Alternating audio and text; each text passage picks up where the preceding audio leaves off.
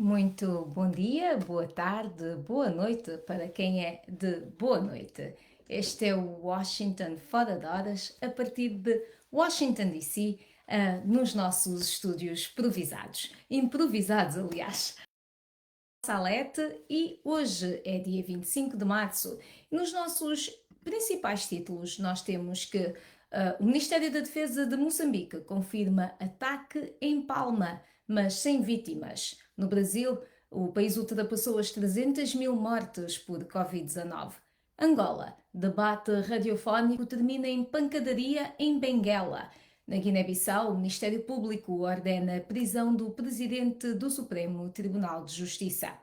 Na África do Sul, há pedido de prisão para o antigo presidente Jacob Zuma. São estes títulos e muitos outros, portanto, continuem ligados a nós.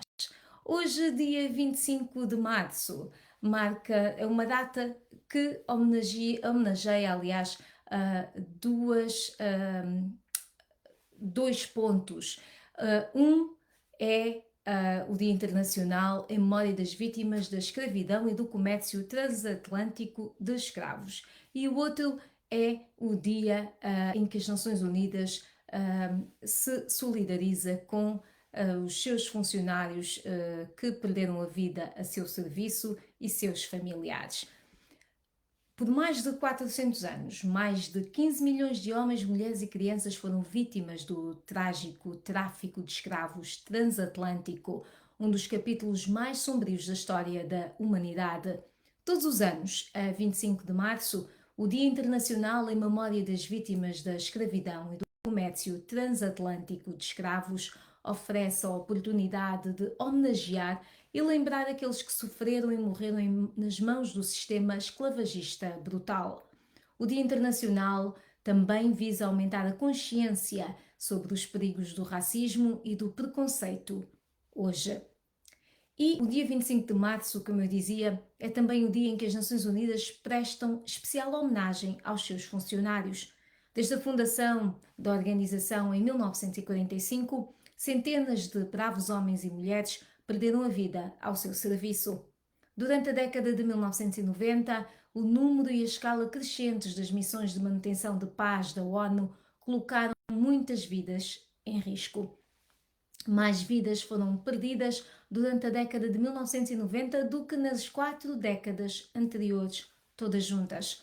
O Dia Internacional de Solidariedade com Funcionários Detidos e Desaparecidos é comemorado todos os anos, no aniversário do sequestro de Alec Collett, um ex-jornalista que trabalhava para a Agência das Nações Unidas de Assistência aos Refugiados da Palestina, no Oriente Próximo, quando foi sequestrado por um homem armado em 1985.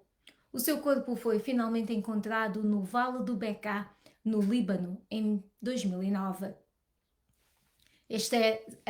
São as efemérides de hoje, dia 25 de março. Nós vamos então ao desenvolvimento das notícias. Em Moçambique, o Ministério da Defesa Nacional de Moçambique confirmou hoje a ocorrência de ataques armados de grupos terroristas à Vila de Palma, onde se localiza a base logística das operações de gás natural da bacia do Rovuma. De acordo com o coronel Omar Saranga, que falava numa conferência de imprensa em Maputo sem direito a perguntas, o ataque registrou-se no final da tarde de ontem e até ao momento daquela comunicação não havia dados sobre qualquer vítima mortal, apenas a fuga e dispersão da população à procura de abrigo nas matas. A ofensiva terrorista acontece um dia depois do governo e a multinacional francesa Total, operadora de um dos maiores projetos sem implantação em Palma, terem anunciado para abril a retoma das obras paralisadas há 3 meses por causa da insegurança. Como a VOA noticiou ontem, dezenas de pessoas estavam em fuga durante a tarde depois dos atacantes terem entrado no lado sul que dá acesso a Mocimboa da Praia e em bairros de Palma, na ligação para Nica, do Rovuma. Antes de continuarmos com mais notícias, e vamos ainda falar da Covid-19 em Moçambique e do início das aulas, vamos aproveitar para partilhar este programa.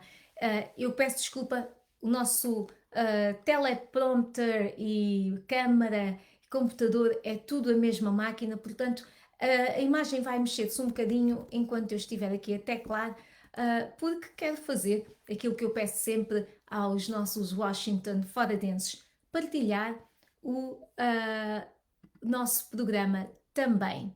Portanto, se eu peço para partilharem, eu também vou partilhar para que mais gente possa ver. Vamos aqui. Já o encontrei.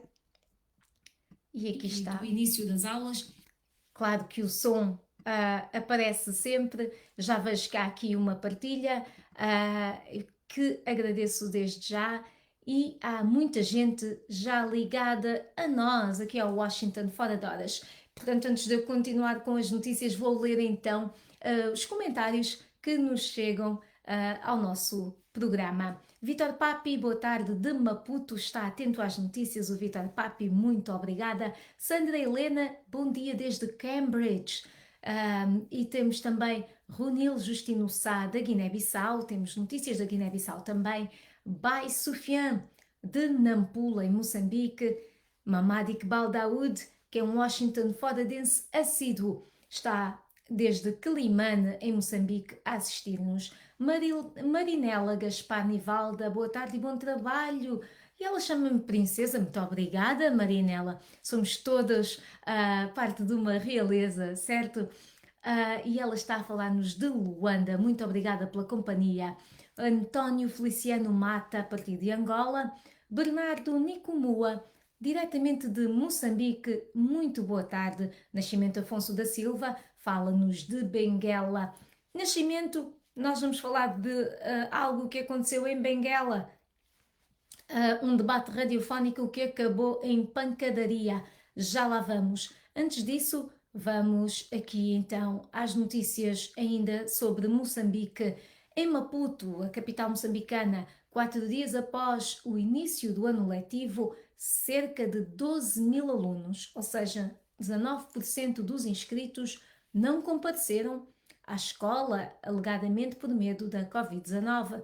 Os dados são do diretor de Educação da cidade de Maputo, Artur Dombo, quem adiantou que dos 68.644 alunos previstos, apenas 55.942 se matricularam. Esta é uma notícia que nós vamos dar mais desenvolvimento no nosso programa radiofónico e também estará no nosso website www.voaportugues.com. Ainda em Moçambique, o governo continua à procura de apoios para a sua candidatura a um lugar de membro não permanente do Conselho de Segurança da ONU a partir de janeiro. Hoje, representantes diplomáticos da Turquia, Portugal, Senegal, Níger, Sérvia, Colômbia, República Checa e a República da Jamaica confirmaram o apoio dos seus respectivos governos. Verónica Macamo, ministra dos Negócios Estrangeiros e Cooperação, no final de um encontro onde os diplomatas daqueles países apresentaram ontem as suas cartas credenciais ao presidente Filipe Nyusi, disse, e eu cito, mais do que mostrar a disposição dos seus respectivos países, mostraram ainda a intenção de convencerem outros países com os quais têm boas relações a apoiar Moçambique nessa candidatura. Alguns representantes deram inclusive ideias de como ganharmos esta corrida com um grande número de votos. Fim de citação. Agora sim, vamos a este debate radiofónico que terminou em pancadaria em Benguela. O debate radiofónico sobre o futuro das famílias desalojadas das Salinas em Benguela, realizado ontem na Rádio Eclésia, terminou em pancadaria, com a Polícia Nacional de Angola a escoltar o representante da administração municipal após agressões a 2 supostos detentores de espaços no bairro de Molido em junho de 2009. Jovens alojados no Magistério Lúcio Lara pretendiam marchar da Rádio Eclésia, o canal promotor do debate, em direção à sede do governo provincial de Benguela, menos de 100 metros, para protestar contra o espaço eleito para a construção das casas. De acordo com testemunhas, antigos moradores das Salinas agrediram a bufetadas 2 cidadãos que diziam, ainda no debate, várias vezes interrompido por força do ruído, possuir terrenos no bairro demolido há já 10 meses. Portanto, há 10 meses que este bairro foi demolido e estes dois cidadãos dizem possuir terrenos neste bairro. Os supostos agressores acompanhavam tais declarações, assim como a confirmação da administração municipal nas imediações da emissora católica, de onde saiu escoltado pela polícia. O porta-voz dos ex-moradores das Salinas, João Valeriano, que esteve em estúdio, confirmou os incidentes, mas preferiu reafirmar que os terrenos propostos pelas autoridades ao lado do magistério pertencem a ex-militares. O diretor da área do Território e Infraestruturas da Administração de Benguela, José de Sousa Marito, não se encontrava no local, mas no debate deixou garantia de que o espaço em causa, já com água e eletricidade, não representa foco de conflitos. Fonte do Comando Provincial da Polícia garante que não há qualquer participação feita na sequência dos incidentes ocorridos à porta da rádio. Portanto, havia um debate, acabou em pancadaria, acabou em violência, mas não há queixas formais contra ninguém e esta questão dos moradores das Salinas continua a ser por resolver, por assim dizer, e nós vamos continuar a acompanhar para perceber qual vai ser o futuro dos moradores das Salinas que neste momento estão alojados no Magistério Lúcio Lara e que, aliás, queixam-se muito das condições em que estão alojados. Podem, inclusive, ver mais reportagens sobre esta situação no nosso website www.voaportugues.com. Antes de continuarmos ainda com Angola, vamos falar sobre a nova liderança do grupo parlamentar do MPLA. Mas antes disso, vamos ver quem é que se juntou, entretanto, aqui ao nosso Washington Fora de Horas. Temos Eli Saizi Lamar, que diz que gostaria de escutar mais, mas não tem megas. Eu lamento muito por isso. Alai Camará, a partir de Guiné-Bissau, no leste do país, ele está em Bafatá. Já vamos falar da Guiné-Bissau daqui a nada. Leocádia Dias, há muito tempo também que eu não via a Leocádia Dias e muito obrigada pela companhia de sempre, Leocádia.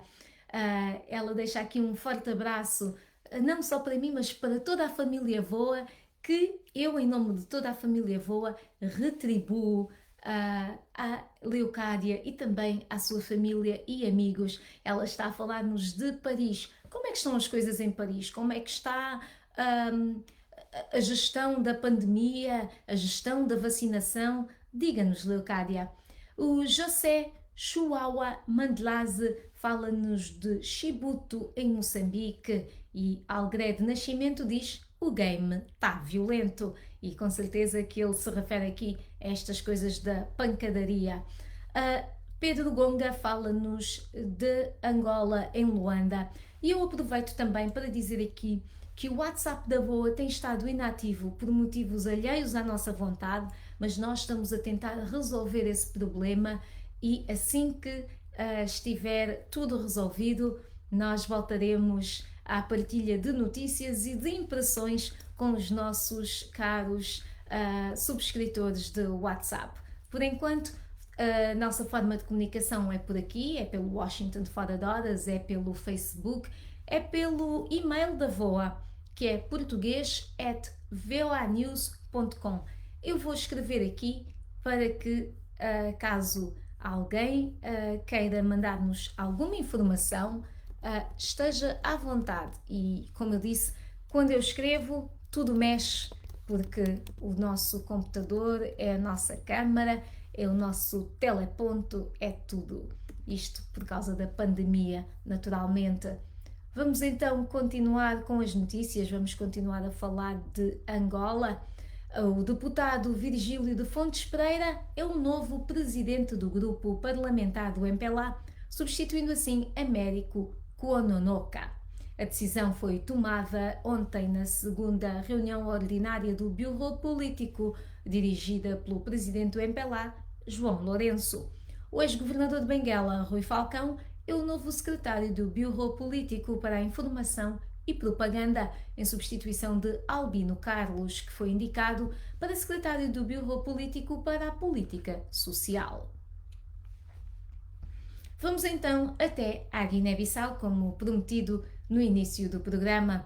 O Ministério Público da Guiné-Bissau emitiu ontem à tarde um mandado de detenção contra o presidente do Supremo Tribunal de Justiça, Paulo Sagná, depois de não ter comparecido a uma audição da Procuradoria-Geral da República sobre supostos crimes de denegação da justiça, prevaricação, abuso de poderes e administração danosa. Sagná não compareceu depois do Conselho Superior de Magistratura Judicial ter pedido informações ao Ministério Público, nomeadamente sobre quem é o instrutor do caso que, segundo aquele órgão e a defesa, tem de ser o juiz conselheiro, ou seja, da mesma categoria do presidente do Supremo.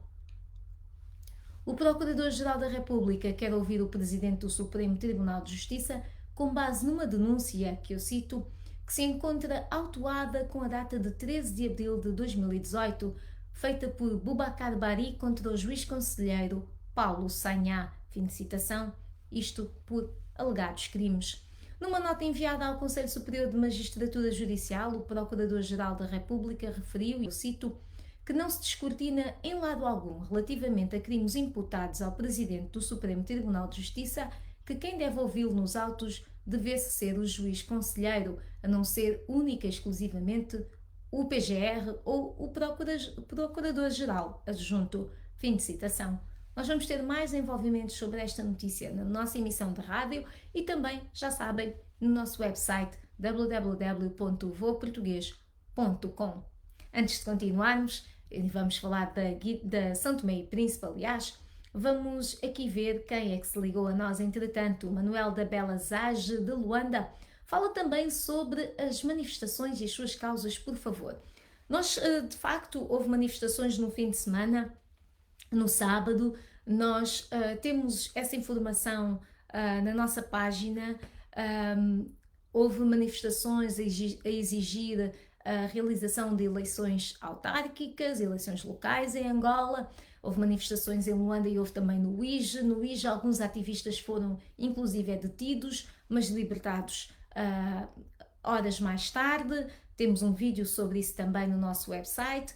E em Luanda temos fotografias das manifestações também disponíveis no nosso website, que mostram como o povo saiu às ruas pedindo não só que fossem realizadas eleições locais em Angola, mas também contestando o aumento do custo de vida, a corrupção em todo o país. Esses foram os temas da manifestação ou das manifestações que aconteceram em Luanda e também no Uíge.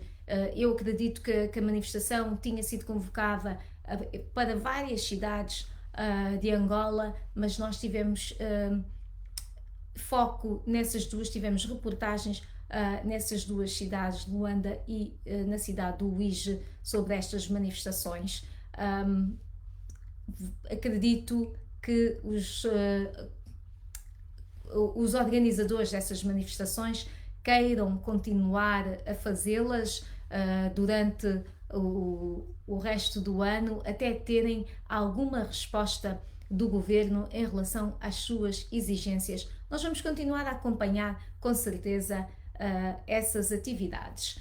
Temos também António Manuel Dalito. Muito boa tarde a todos. Estava desatualizado antes, mas agora estou informado. Falo a partir de Malange. Tchau, tchau. Não se vá embora. Continue connosco porque temos mais informações. Nhamica Alves, ela está em São Paulo, no Brasil. Muito obrigada à presença aqui da Nhamica Alves. E Nhamica, nós vamos falar do Brasil mais daqui a nada.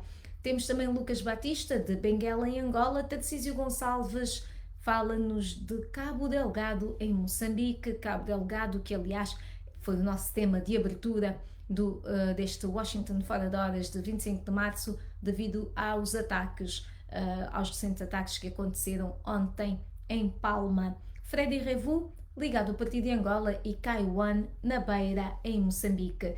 Vou voltar a dizer olás, aqui temos muita gente e eu agradeço muito toda a partilha do nosso programa que vocês possam estar a fazer para que mais pessoas se juntem a nós e também a presença e aos comentários que vão deixando. Eu vou voltar a ler comentários mais daqui a nada, agora vamos até São Tomé e Príncipe, onde depois de duas altas figuras do MLSTP-PSD, partido no poder, terem criticado uma resolução do Conselho Nacional que ameaçava demitir os dirigentes e militantes que ocupam cargos de confiança na administração pública que não apoiassem o seu candidato às presidenciais de julho, o secretário-geral Arlindo Barbosa veio a público afirmar que a versão não foi a que foi aprovada. Em conferência de imprensa, apenas para os órgãos estatais, Arlindo Barbosa afirmou que a resolução proposta por um grupo de militantes, membros do Conselho Nacional, foi alterada e que a versão final já não tem a mesma redação. E, segundo Barbosa, o que foi apresentado ao Conselho Nacional foi apenas um draft, um rascunho, explicando que a resolução tem como propósito garantir a unidade, coesão e disciplina partidária no âmbito do processo eleitoral para o cargo de Presidente da República em curso no país. O partido, liderado por Jorge Bom Jesus, também criticou os órgãos de imprensa privada, nacionais e estrangeiros, que divulgaram parte da resolução apresentada no Conselho Nacional. Portanto, para um bocadinho mais de contexto sobre isto, vão ser realizadas eleições em São Tomé para a eleição do Presidente da República e havíamos noticiado, porque havia aqui de facto este draft, este rascunho de resolução, que indicava que todo e qualquer militante do partido no poder que ocupasse cargo de confiança na administração pública teria que obrigatoriamente apoiar o candidato do MLSTP-PSD à presidência da República. E agora Arlindo Barbosa, secretário-geral do partido, diz que as coisas não serão bem assim. Continuem connosco no nosso site www.voaportugues.com, a nossa emissão de rádio. Vamos ter mais desenvolvimentos sobre esta notícia. E em Cabo Verde, a taxa de incidência da Covid-19 foi a mais elevada de casos do vírus por 100 mil habitantes de todo o continente africano no ano passado, de acordo com um artigo publicado pela revista científica The Lancet. O país contabilizou, no período entre 14 de fevereiro, data em que foi registado o primeiro caso da doença do continente, a 31 de dezembro de 2020, 1973 casos por 100 mil habitantes, sendo assim a taxa de incidência mais alta de todos os países da União Africana. E o estudo diz, eu cito, embora os números de casos e mortes em África tenham sido baixos em comparação com muitas outras partes do mundo, a análise a nível nacional revela taxas de incidência particularmente elevadas em alguns países, incluindo Cabo Verde, África do Sul, Líbia e Marrocos. Cabo Verde registrou, dentro do período abrangido pelo estudo, 113 mortos, teve uma taxa de letalidade de 1% e foram encontrados 11.840 casos de Covid-19. Por outro lado, a taxa de recuperação atingiu valores alcançados por poucos países do continente africano, juntamente com a República Centro-Africana, a Costa do Marfim, Djibouti, Gabão e Ghana. Os dados sobre Cabo Verde estão inseridos num estudo sobre a Covid-19 em África, que dá conta que o continente registrou um aumento médio diário de 30% de infecções durante a segunda vaga da pandemia. Vamos continuar a falar sobre a Covid-19, vamos até ao Brasil, mas antes disso vamos ver aqui o que diz Seláquio Mukulutu, que diz olá de Luanda, temos também Inácio António Ortiz de Bissau e Nascimento Afonso da Silva, diz o seguinte: nós temos problemas graves em Angola. Falando das salinas, as famílias estão ao relento porque os terrenos já foram vendidos. Neste momento há muita fome e muito mais. Tudo isso é uma má governação por parte do MPLA, diz Nascimento Afonso da Silva. Tim Maduca, Boa tarde, vou, estou atento com a vossa programação. Lixo e chuva tiram sono da governadora de Luanda. Isto é com certeza um título manchete, não é? Isto poderia abrir a primeira página, ou podia ser a primeira página de qualquer jornal em Angola. Lixo e chuva tiram sono da governadora de Luanda. Dino Manuel está em Ondiva, em Angola. Temos também Besna Tonhá, fala-nos de Dakar, no Senegal. Agradeço muito e desejo muita força e coragem.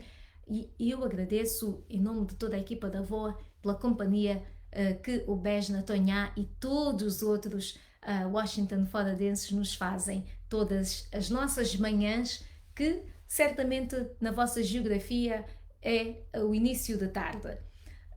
Temos também a Janona Sá, que fala-nos do Brasil. Valácio Amado: olá, estou escutando a vossa emissão em São Tomé e Príncipe para dizer, como informação de cá, que o Governo tem implementado boas políticas no que concerne a medidas preventivas contra a Covid. A população está colaborando e o índice de infecção está baixando. Ora bem, é muito bom lermos estas coisas também. Não só de más notícias vive o mundo, não é assim? Portanto, boas notícias também que nos partilha aqui Velácio Amado. Riquito Januário, a partir de Vilanculo, em Moçambique. Luís Alberto Peregrino, em Luanda. Esperamos apenas as eleições gerais cá para definirmos o quadro. Mandela Luís diz: angolano tem muitos problemas de raiva.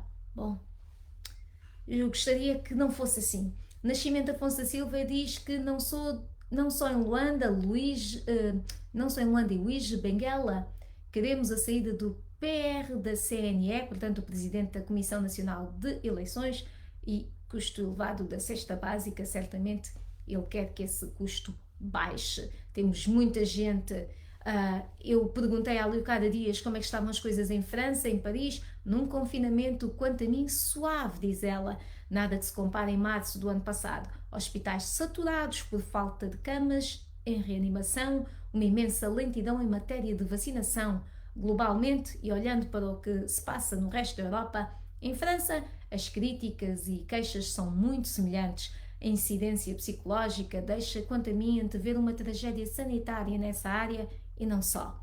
Muito obrigada a eu, Leocádia, por nos dar este cenário, por nos passar a ideia de como estão as coisas aí em França, de alguém que vive em Paris, vive aí na capital e que nos pode dizer como é que se sente as coisas aí devido à Covid-19. É verdade, todos se queixam. Ronil Justino Sá: tudo isso não passa de uma manipulação, diz Ronil Justino Sá, porque o autoproclamado presidente Umaru Sissoko Embaló quer a todo custo controlar todas as instituições do país. Mas não vamos aceitar isso nunca, diz Ronil Justino Sá, que pelos vistos ou nos fala da Guiné-Bissau ou é da Guiné-Bissau, e que reage aqui à notícia sobre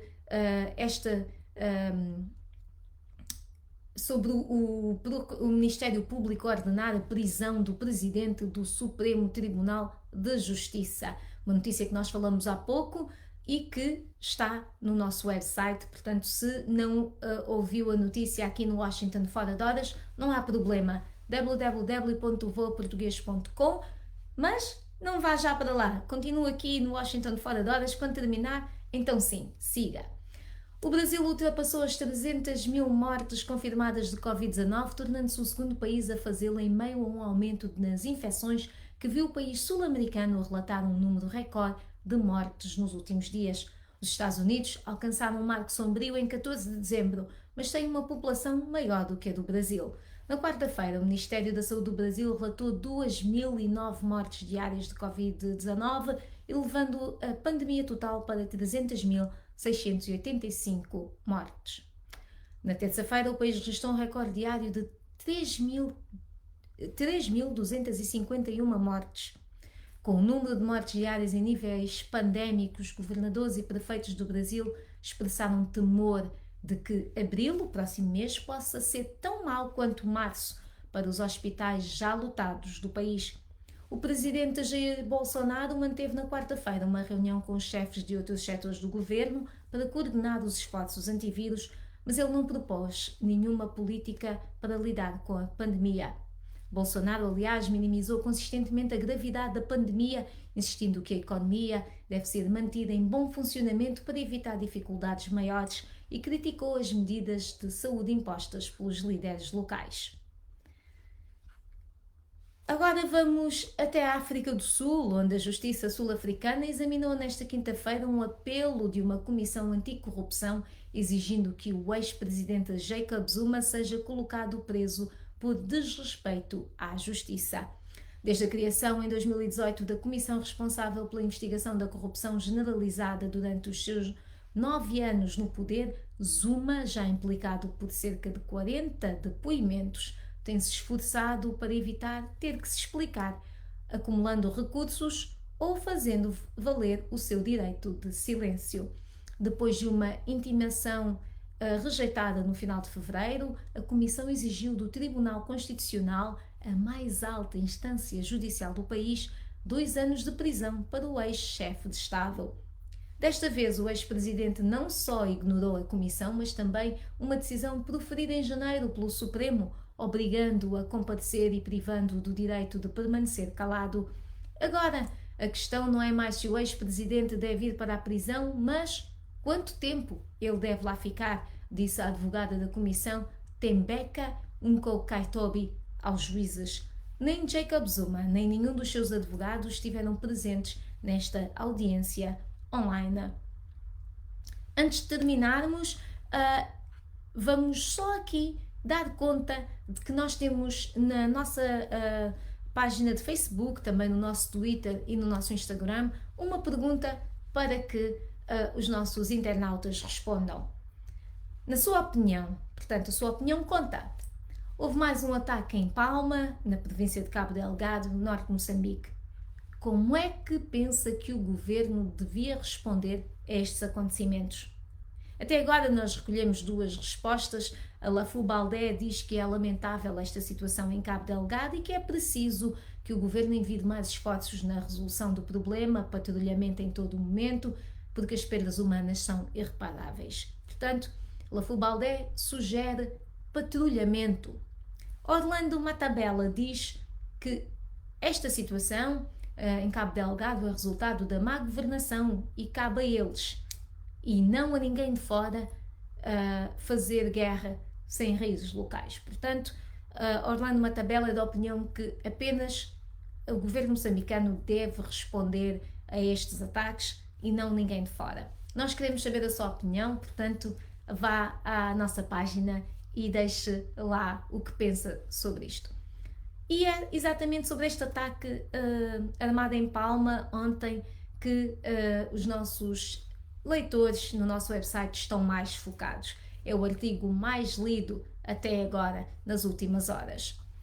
E vale a pena lembrar que amanhã, sexta-feira, é dia de Angola Saúde em Foco. Vamos falar de erro médico. Erro médico, é verdade, nós temos falado de doenças, temos falado dos pacientes. Amanhã vamos falar como é que se responde a esta outra parte, que é quando o médico se engana. O que é que acontece quando o médico se engana? Qual é a resposta? E também temos uma reportagem sobre consequências menos felizes, e estou aqui a usar palavras mais suaves, de erros de diagnóstico ou erros de exames que acabaram em consequências muito graves para pacientes. Portanto, amanhã falamos com a doutora Nádia Camate, aliás, sobre o erro médico, e aqui está, eu vou deixar aqui nos nossos comentários os números de telefone para o qual podem se inscrever para partilharem as vossas experiências, caso tenham, ou questões sobre o erro médico que possam querer colocar à doutora Nádia Camate. O nosso Angola Saúde em Foco agora é em direto a partir do Estúdio 18 da Voz da América. Muito obrigada pela companhia, muito obrigada a quem se juntou a nós, Petro Benjamin, Elvino Neto, Maria Alice Barreira, um grande beijinho, Muito obrigada pela companhia de sempre. Amanhã há mais, já sabem. Washington fora de horas.